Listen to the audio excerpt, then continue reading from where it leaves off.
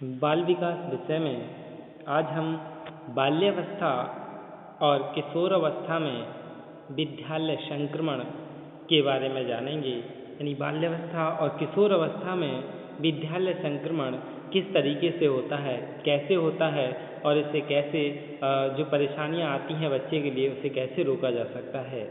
School transition in childhood and adolescence. विद्यालय में शिक्षा प्राप्त करने के दौरान विद्यार्थी को कई बार संक्रमण से गुजरना पड़ता है। अध्यापक तथा माता पिता दोनों को विद्यालय संक्रमण को भली भांति समझना चाहिए। एक विद्यालय से दूसरे विद्यालय की बदली हुई स्थितियों में जाना या शिक्षा के एक स्तर से दूसरे स्तर पर जाने वाले विद्यार्थियों के व्यवहार में होने वाले परिवर्तन विद्यालय संक्रमण के परिणाम हैं। और ये जो विद्यालय संक्रमण के परिणाम हैं या इस विद्यालय संक्रमण के दौरान विद्यार्थी जो जिस गुजरते हैं उसके बारे में जान लें। यानी सबसे पहले बालक अपने घर होता है, घर से कहाँ प्राथमिक विद्यालय में जाता है और प्राथमिक विद्यालय से फिर जूनियर हाई स्कूल में जाता है। जूनियर हाई स्कूल से बालक हाई स्कूल में जाता है और हाई स्कूल से उच्चतर विद्यालय में पढ़ने के लिए जाता है। ये जो संक्रमण काल है, कौन सा, घर से विद्यालय, विद्यालय से junior high school, junior high school से हाई स्कूल, हाई स्कूल से उच्चतर माध्यमिक, इस संक्रमण काल में विद्यार्थी कि कभी विद्यालय बदल जाते हैं तो कभी कक्षाओं का स्तर बदलता है। ये संक्रमण विद्यार्थी के साथ साथ उनके माता पिता के जीवन को भी प्रभावित करते हैं। यानी ये जो संक्रमण है ये सभी के लिए प्रभावित करते हैं, बच्चे के माता पिता को भी और खुद बच्चे को भी। बहुत प्रकार के तनावों और दबावों से माता पिता और विद्यार्थी दोनों को जूझना पड़ता है। बाल्यावस्था और किशोरावस्था में यानी बाल्यावस्था और किशोरावस्था में विद्यार्थी के विकास पर विद्यालय संक्रमण का गहरा प्रभाव पड़ता है। बाल्यावस्था व किशोरावस्था में विद्यालय संक्रमण के प्रभावों के पीछे कई तरह की परिस्थितियां होती हैं। यानी जो बालक है वो कई सारी परिस्थितियों से गुजर रहा होता है और उन परिस्थितियों के बारे में हम सबको जानकारी रखना जरूरी है। जैसे नए विद्यालय वातावरण, ये भी क्या एक परिस्थिति होती है। जब बालक एक विद्यालय से दूसरे विद्यालय में जाता है तो पुराने विद्यालय का वातावरण इस नए विद्यालय के वातावरण में काफ़ी अंतर होता है। यानी जब बालक प्राथमिक विद्यालय में होता है तो वह एक ही अध्यापक कई सारे विषय पढ़ा रहा होता है। जब वह बड़ी क्लासों में जाता है तो उसके लिए वहाँ प्रत्येक विषय को पढ़ाने के लिए अलग अलग अध्यापक आते हैं। यानी बालक नए विद्यालय वातावरण में जब जाता है तो यह भी ऐसी परिस्थिति होती है जो विद्यालय संक्रमण कहलाती है। फिर नए अध्यापक, बालक के लिए नए अध्यापक मिलते हैं। उन नए अध्यापकों का स्वभाव कैसा होता है, वो किस प्रकार के होते हैं, तो बच्चे क्या है इस समस्या से उलझे रहते हैं। कक्षाओं में परिवर्तन, यानी बालक में भय बना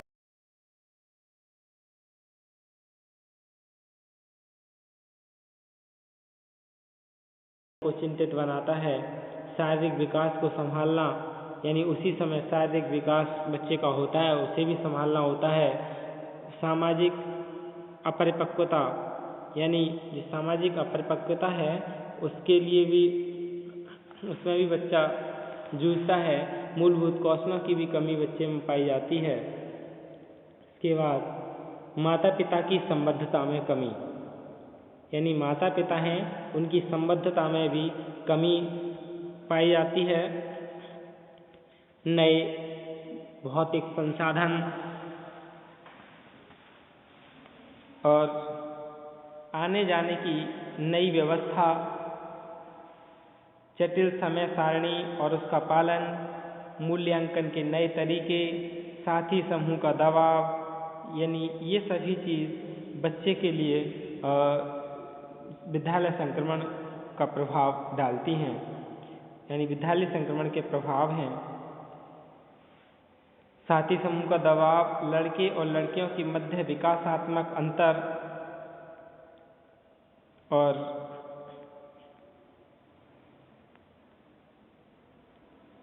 आसानी से मित्र ना बन पाना, यानी जब बच्चे के आसानी से मित्र नहीं बनते हैं तब बच्चे के लिए समस्या आती है। फिर है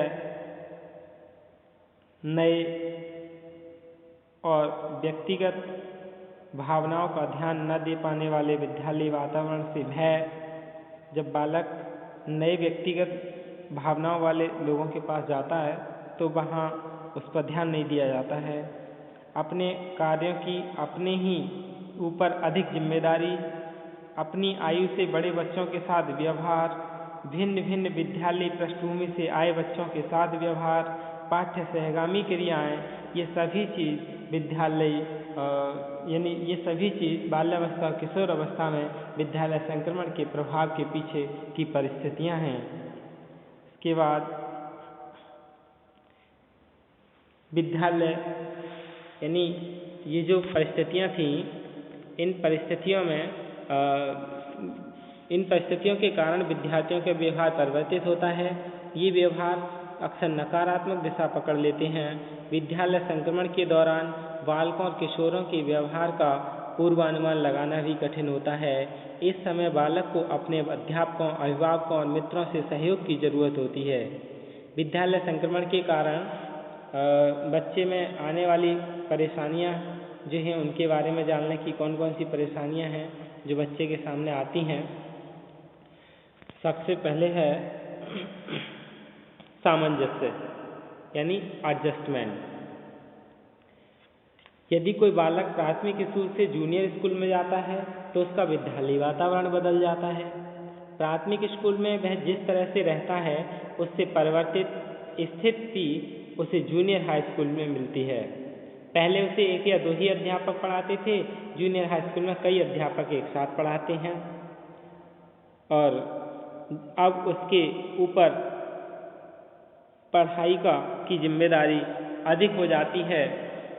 एक कमरे से दूसरे कमरों तक विभिन्न क्रियाकलापों के लिए जाना आना पड़ता है। इस बात की भी चिंता रहती है कि उसके साथ कैसा व्यवहार किया जा रहा है। बालक इस अवस्था में जल्दी उत्तेजित होता है। वह अन्य बालकों को सामाजिक रूप से परे ढकलने का प्रयास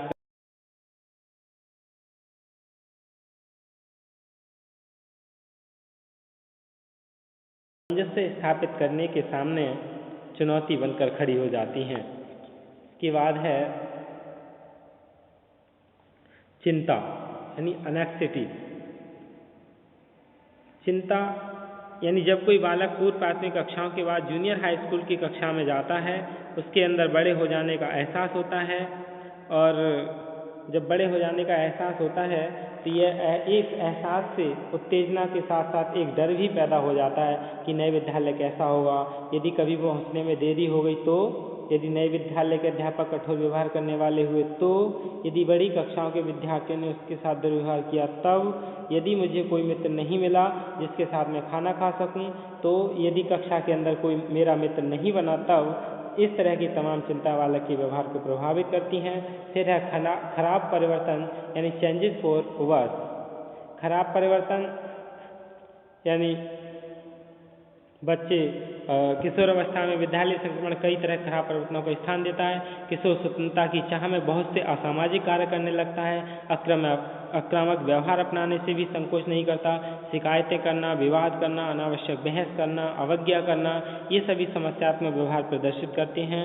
उत्तर प्राथमिक कक्षाओं 6 से 8 तक के विद्यार्थी आत्म प्रबंधन और सामाजिक समायोजन के लिए बहुत हद तक अपने माता पिता और अध्यापकों पर निर्भर होते हैं, जबकि माध्यमिक कक्षाओं में विद्यार्थी किशोर वय को प्राप्त कर लेते हैं। किशोर वय के विद्यार्थी अपने निर्णय स्वयं लेना चाहते हैं, जिससे कई तरह के समायोजन की समस्याएं उत्पन्न होती हैं। इसके बाद है अनुशासनात्मक विसंगति डिसिप्लिनरी डिस्क्रिपेंसी।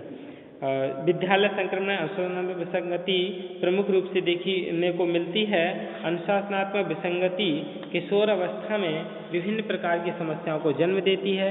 इस समय किशोर की मन स्थिति अस्थिर होती है क्योंकि उसमें तेजी से परिवर्तन होता है। मानसिक स्वतंत्रता की भावना बहुत प्रबल हो जाती है। बड़ों के आदेशों की विभिन्न परंपराओं आदि के बंधन में न रहकर स्वतंत्र रहना चाहता है। फिर है सामाजिक आक्रामकता, सोशल एग्रेसिव, यानी लड़के लड़कियां अपने साथी समुदाय में अपना विशिष्ट स्थान बनाने के प्रयास में सामाजिक घनिष्ठता का प्रदर्शन करते हैं। जिन बालकों को अध्यापक यानी बाल्यावस्था में परिवार या माता पिता से घनिष्ठता प्राप्त नहीं होती, वे किशोर अवस्था में सामाजिक आक्रामकता के द्वारा साथी समूह में अपना स्थान बनाने का प्रयास करते हैं। ऐसे उदाहरण मिलते हैं कि किशोर विद्यालय में या विद्यालय से बाहर मारपीट करते हैं, अलग विचार प्रदर्शित करने वाले साथी के साथ निर्दयता का व्यवहार करते हैं। फिर है उपलब्धि ह्रास, उपलब्धि में ह्रास यानी अचीवमेंट ड्रॉप्स। उपलब्धि में ह्रास यानी विद्यालय संक्रमण के कारण बहुत से विद्यार्थियों में की शैक्षिक उपलब्धि में गिरावट आ जाती है। वे अक्सर कक्षा कार्य नहीं करना चाहते या भूल जाते हैं या महत्वहीन समझते हैं। एक तथ्य और ध्यान देने वाला है कि किशोर वय के विद्यार्थी इलेक्ट्रॉनिक संप्रेषण में अपने आप को इतना व्यस्त कर लेते हैं कि नियमित शैक्षिक कार्यों के लिए ना तो उनके पास समय बचता है और न ही उनकी रुचि रहती है। इसके बाद अब हम यानी इस समय बालकों और किशोरों को वैयक्तिक निर्देशन की आवश्यकता होती है।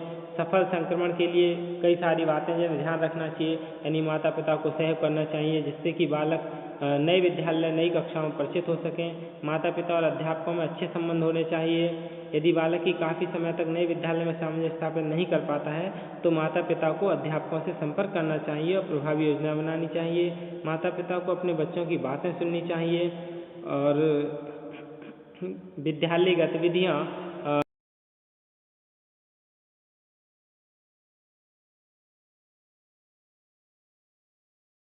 को निर्देशन दिया जाना चाहिए और अध्यापकों द्वारा दिए गए कार्यों को पूरा करने वाला प्रोत्साहित होना चाहिए। बच्चों में आत्मविश्वास का विकास किया जाना चाहिए जिससे कि वे संक्रमण को सफलतापूर्वक अपना सकें। बालक को उनकी शैक्षिक और व्यावसायिक आकांक्षाओं के संदर्भ में विचार विमर्श किया जाना चाहिए और बच्चों में नए विद्यालय में भोजन से पहले, विद्यालय के विषय में भेजने से पहले नए विद्यालय के विषय में बालकों को जानकारी दी जानी चाहिए। माता पिता को एक अभिभावक समिति बनाकर विद्यालय से संपर्क रखना चाहिए जिससे कि उनके बच्चों के विद्यालय के से संबंध अधिक से अधिक जानकारी प्राप्त हो सके। और बच्चों को नए विद्यालय के प्रति विशिष्टता उत्साह का अनुभव कराया जाना चाहिए। अगर संभव हो सके तो उन बच्चों से भी संपर्क करना चाहिए जो उसी विद्यालय में जाने वाले हैं। बच्चों को यह सिखाया जाना चाहिए कि नए विद्यालय में भय क्रोध की स्थिति में कैसे व्यवहार करें और नए विद्यालय में बच्चों को सुरक्षा का अनुभव कराया जाना चाहिए। विद्यालय संबंधी बालक की आवश्यकताओं की पूर्ति करनी चाहिए। ये सभी क्या हैं, बाल्यावस्था किशोरावस्था में विद्यालय संक्रमण है। धन्यवाद।